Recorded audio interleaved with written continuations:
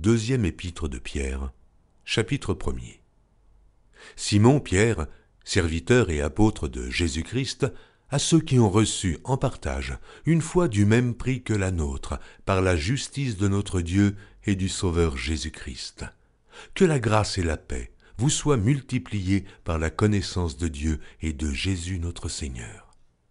Comme sa divine puissance nous a donné tout ce qui contribue à la vie et à la piété au moyen de la connaissance de celui qui nous a appelés par sa propre gloire et par sa vertu, lesquels nous assurent de sa part les plus grandes et les plus précieuses promesses, afin que par elles vous deveniez participants de la nature divine, en fuyant la corruption qui existe dans le monde par la convoitise. À cause de cela même, faites tous vos efforts pour joindre à votre foi la vertu, à la vertu la science, à la science la tempérance, à la tempérance la patience, à la patience la piété, à la piété l'amour fraternel, à l'amour fraternel la charité.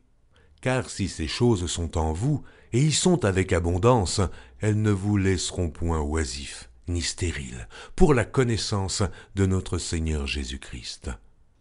Mais celui en qui ces choses ne sont point est aveugle.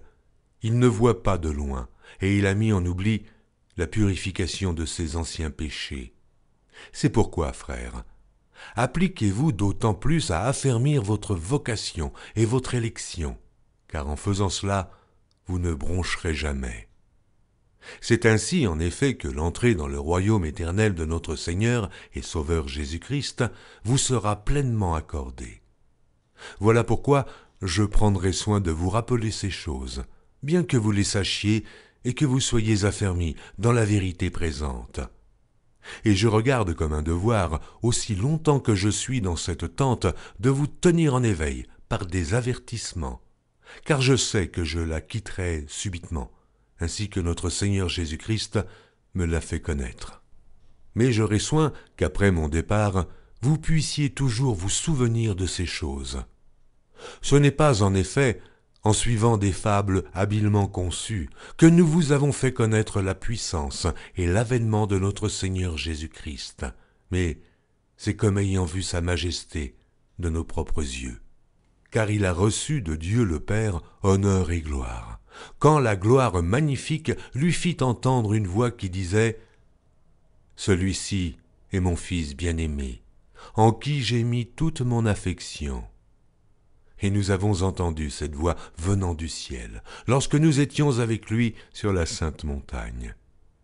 Et nous tenons pour d'autant plus certaine la parole prophétique, à laquelle vous faites bien de prêter attention, comme à une lampe qui brille dans un lieu obscur, jusqu'à ce que le jour vienne apparaître et que l'étoile du matin se lève dans vos cœurs. Sachant tout d'abord vous-même qu'aucune prophétie de l'Écriture ne peut être un objet d'interprétation particulière, car ce n'est pas par une volonté d'homme qu'une prophétie a jamais été apportée, mais c'est poussé par le Saint-Esprit que des hommes ont parlé de la part de Dieu.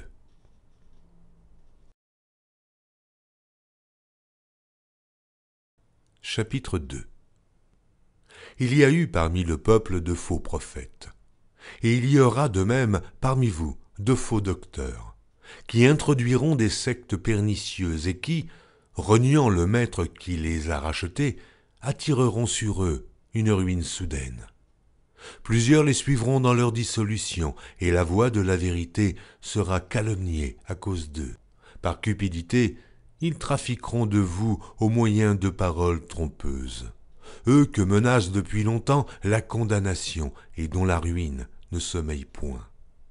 Car si Dieu n'a pas épargné les anges qui ont péché, mais s'il les a précipités dans les abîmes de ténèbres et les réserve pour le jugement, s'il n'a pas épargné l'ancien monde, mais s'il a sauvé Noé, lui, 8e, ce prédicateur de la justice, lorsqu'il fit venir le déluge sur un monde d'impies, s'il a condamné à la destruction et réduit en cendres les villes de Sodome et de Gomorrhe, les donnant comme exemple aux impies à venir, et s'il a délivré le juste Lot, profondément attristé de la conduite de ces hommes, sans frein dans leur dissolution, car ce juste qui habitait au milieu d'eux, tourmentait journellement son âme, juste à cause de ce qu'ils voyaient et entendaient de leurs œuvres criminelles.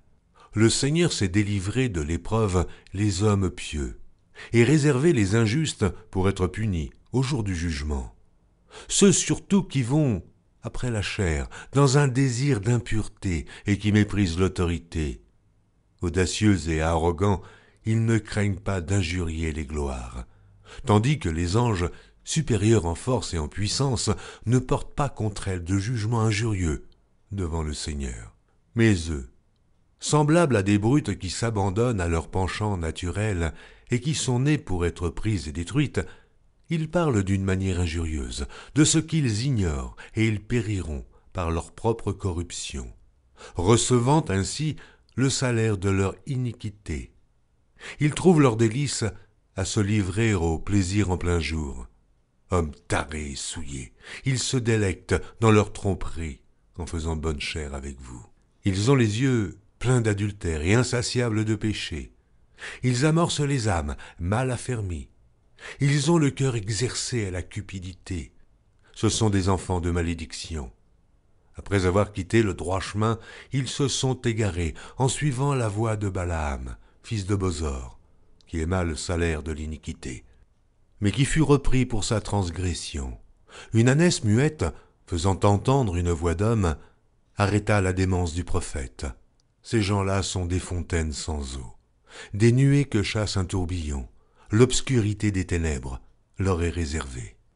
Avec des discours enflés de vanité, ils amorcent par les convoitises de la chair, par les dissolutions, ceux qui viennent à peine d'échapper aux hommes qui vivent dans l'égarement. Ils leur promettent la liberté, quand ils sont eux-mêmes esclaves de la corruption, car chacun est esclave de ce qui a triomphé de lui. En effet, si après s'être retirés des souillures du monde par la connaissance du Seigneur et Sauveur Jésus-Christ, ils s'y engagent de nouveau et sont vaincus, leur dernière condition est pire que la première. Car mieux valait pour eux n'avoir pas connu la voie de la justice que de se détourner, après l'avoir connue, du saint commandement qui leur avait été donné. Il leur est arrivé ce que dit un proverbe vrai, « Le chien est retourné à ce qu'il avait vomi, et la truie lavée s'est vautrée dans le bourbier. »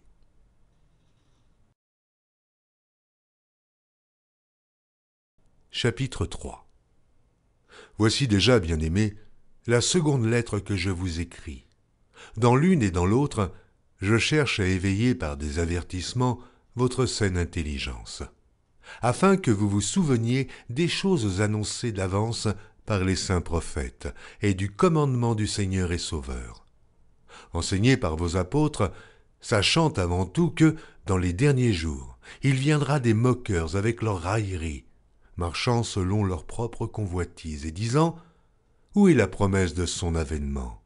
Car, depuis que les pères sont morts, tout demeure comme dès le commencement de la création. » Ils veulent ignorer, en effet, que des cieux existèrent autrefois par la parole de Dieu, de même qu'une terre tirée de l'eau et formée au moyen de l'eau, et que par ces choses le monde d'alors périt, submergé par l'eau, tandis que, par la même parole, les cieux et la terre d'à présent sont gardés et réservés pour le feu, pour le jour du jugement et de la ruine des hommes impies. Mais il est une chose, bien-aimée, que vous ne devez pas ignorer, c'est que, devant le Seigneur, un jour est comme 1000 ans, et 1000 ans sont comme un jour. Le Seigneur ne tarde pas dans l'accomplissement de la promesse, comme quelques-uns le croient, mais il use de patience envers vous, ne voulant pas qu'aucun périsse, mais voulant que tous arrivent à la repentance. Le jour du Seigneur viendra comme un voleur. En ce jour, les cieux passeront avec fracas, les éléments embrasés se dissoudront et la terre, avec les œuvres qu'elle renferme, sera consumée. Puisque donc toutes ces choses doivent se dissoudre, quelles ne doivent pas être la sainteté de votre conduite et de votre piété, tandis que vous attendez et hâtez l'avènement du jour de Dieu, à cause duquel les cieux enflammés se dissoudront et les éléments embrasés se fondront. Mais nous attendons, selon sa promesse, de nouveaux cieux et une nouvelle terre, où la justice habitera. C'est pourquoi, bien-aimés, en attendant ces choses, appliquez-vous à être trouvés par lui sans tache et irrépréhensibles dans la paix. Croyez que la patience de notre Seigneur est votre salut, comme notre bien-aimé frère Paul vous l'a aussi écrit, selon la sagesse qui lui a été donnée. C'est ce qu'il fait dans toutes les lettres, où il parle de ces choses, dans lesquelles il y a des points difficiles à comprendre, dont les personnes ignorantes et mal affermies tordent le sens, comme celui des autres Écritures, pour leur propre ruine. Vous donc, bien-aimés qui êtes avertis, mettez-vous sur vos gardes, de peur qu'entraînés par l'égarement des impies, vous ne veniez à déchoir de votre fermeté.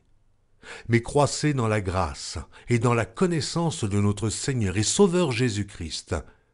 À lui soit la gloire, maintenant et pour l'éternité. Amen.